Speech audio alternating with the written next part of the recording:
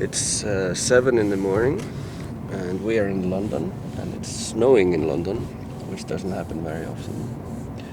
And we're on our way to Air Studios to record the string ensemble for the album. And this is the last thing that I have to do for this album.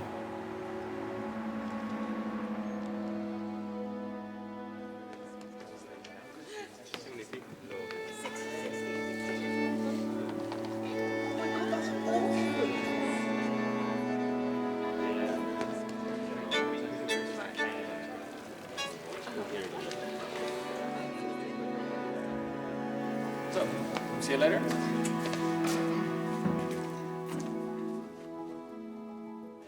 I've been working on the album for almost a year now, so the whole time the songs are in the computer, you know, they're not played by humans. But now they're being played by humans and you suddenly like, the dynamics come out, the feeling comes out. Yeah, it feels good. It feels like music. Finally it's music.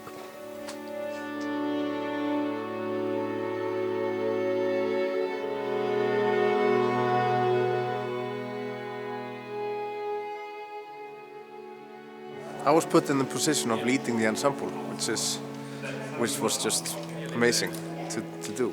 It's not every day that you get to lead a fantastic ensemble like this, so I'm very happy. It's a beautiful experience. It's always more difficult to play things that are simple and try to make them interesting.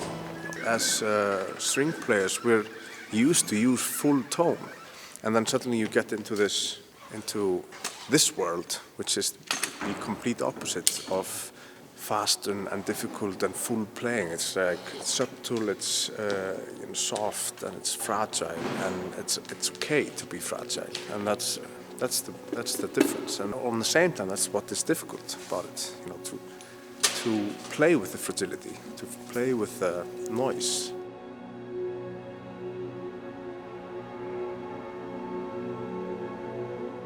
I need the players to be able to interpret my music in a very musical way for my music to even become music, you know. Of course, interpretation is always very important, but especially so when you don't have that dynamic range that you have in most classical music to work with. You have only those really minimal phrases and sounds. And sound is another thing that we're working a lot with today.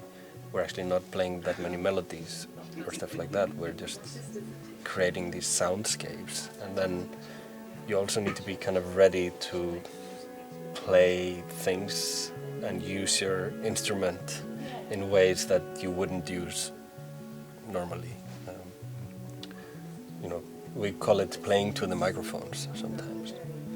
Players learn to play for concert halls, you know, so they need to use the dynamic to reach all the audience of the concert hall. But now we're in a nice hall, it sounds great, but we're playing to microphones, we're not playing to people. So that's a part of what we're doing here. We're kind of getting everyone to that spot to be comfortable with playing so softly they can barely be heard, and just trusting that the microphone can hear you. Nobody else can hear you, but the microphone can hear you.